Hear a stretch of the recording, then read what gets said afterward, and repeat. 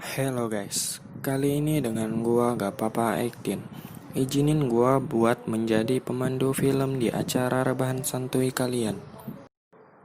Oke, di film ini gua bakal buat dua part ya guys, karena ceritanya lumayan panjang dan berbelit. Langsung saja kita mulai ke cerita. Di awal film kita dilihatkan dengan suatu rumah di desa terpencil di Jepang. Di rumah itu terdapat tokoh utama yang kita sebut saja namanya Mei. Nah, Mei pergi ke Jepang untuk menjadi asisten pribadi cewek single, kaya raya pula, yang kita sebut saja namanya Mary. Sesampainya di rumah yang sangat luas tersebut, Mei langsung disuruh beristirahat oleh pengasuh Mary.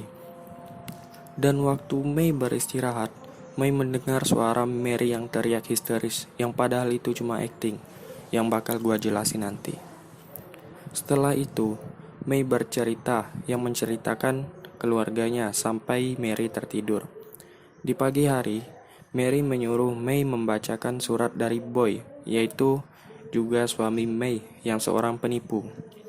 Semenjak saat itu, Mei dan Mary menjadi sangat dekat layaknya sahabat. Lalu, Mei menghampiri Mary yang sedang bersama penulis cerita di rumah Mary yang juga rada psikopat sih menurut gua. Nah, psikopatnya ini belum ketahuan. Nanti di akhir cerita gua bakal liatin. Kita sebut saja namanya Asep. Selesai itu, Mei yang seorang asisten Mary membantu Mary yang sedang mandi dan mengikis ginsul Mary yang baru tumbuh. Dari sini saja sudah kelihatan guys, Mei udah nafsu sama Mary. Esoknya, Boy memberi anting tersebut untuk digunakan waktu makan bersama nanti. Esok harinya, Mary mengenakan gaun yang dipakaikan oleh Mei yang kita tahu makin lama makin nafsu, untuk dikenakan saat les lukis dengan Boy. Boy ini juga seorang yang lumayan jago lukis ya. Nah, buat kalian para batang imut, tau lah ya cowok kalau ngajari cewek gimana, pasti modus guys. Waktu udah selesai les lukisnya, Mei dan Mary pun pergi ke suatu taman di rumah Mary. Dan kemudian Mei menyuruh Mary menunggunya dengan alasan Mei mau pergi mencari jamur. Tak lama kemudian, Boy mengajak Mary pulang untuk mengobrol berdua. Dan waktu mereka berdua mengobrol, Mei mengintip dari jendela dan merasa cemburu karena melihat Mary diraba-raba sama Boy. Mei membantu suaminya Boy untuk nikah dengan Mary untuk diambil hartanya saja dan tak boleh merusaknya karena Mary bagi Mei masih sangat polos karena dari kecil dikurung tanpa tahu kehidupan di luar rumahnya. Oke? Esoknya, Boy mengajak Mary les lukis di taman. Boy menyuruh Mei untuk turun mengambil cat minyak agar bisa berduaan dengan Mary. Ketika kembali, Mei melihat Mary acikiwir sama Boy. Mei pun sedih sampai malam tiba pun Mei tidak memperdulikan Mary yang memanggil dan karena gak enakan Mei orangnya, Mei ke kamar Mary untuk menemani tidur sambil praktek lah. Mei mengajari Mary begituan. Dan esoknya, Boy bermodus menyuruh Mei keluar kamar dan meninggalkan Boy berdua sama Mary.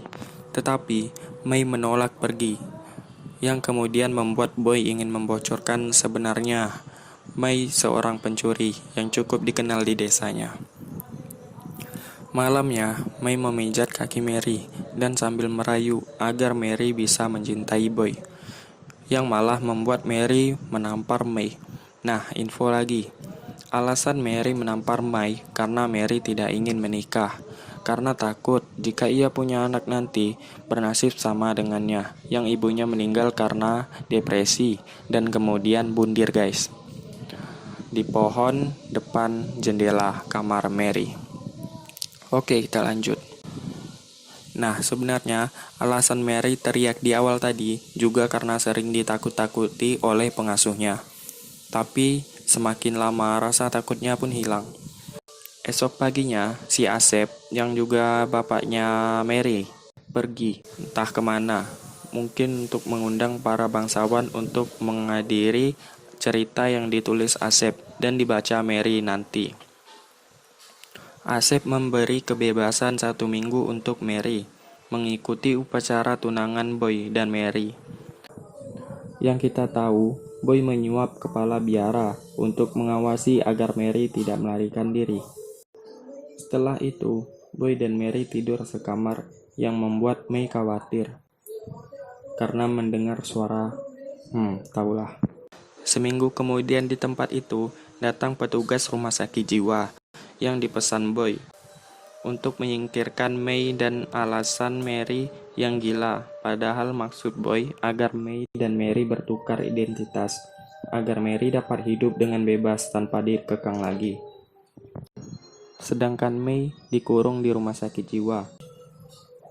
Dan petugas rumah sakit jiwa pun mengira Mei yang berasal dari keluarga bangsawan yang depresi mendapat tekanan sejak kecil. Mei pun akhirnya masuk rumah sakit jiwa. Mary pun mengingat semua masalah di waktu kecilnya. Dan ketika malam, datang para kolektor seni dari berbagai tempat. Mary menceritakan semua karya Asep dengan sangat menghayati. Nah, sampai sini gua bakal putusin guys. Gua bakal lanjut di part 2-nya nanti. Karena ceritanya masih lumayan panjang buat gue ngoceh-ngoceh sendiri. Jadi, buat kalian yang belum komen, like, subscribe, and share, silakan di subscribe dulu agar tidak ketinggalan di part 2-nya nanti.